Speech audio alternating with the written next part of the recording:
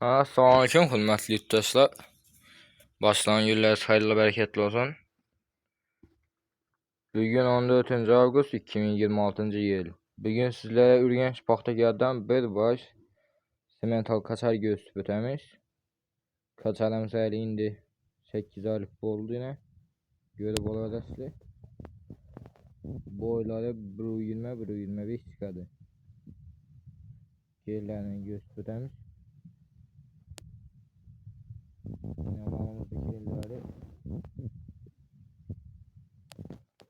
yeb içişləri zor. Kesər sağana qarantiya verəmiş. Yamanı görüb olaraqsınız. Sifətli vəc. Malımızda baxarsan yerə olmasaq 25-30 milyon gerekmidi. 21,5 milyon baxaydı qıb bərəmiz qayıtıb gəlişib bərəmiz. Dastav gələmiz Xarəzm boylab ba bepul. Görüb olaraqsınız. Yeb içişləri zor malını.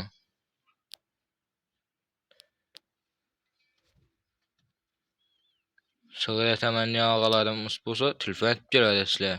Telefon nömrəmizni ekranda qaldırıb ötəmiş.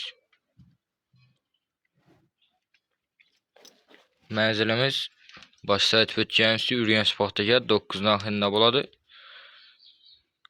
Sübürən videomuz tamam. Sağ olun, aman olun. Bizden güzel işte devam edinler. Kanalımıza abone bakınlar. Videoya like basıp komentar yazıp koyuşunu unutmayınlar. Sipetli öcün adam.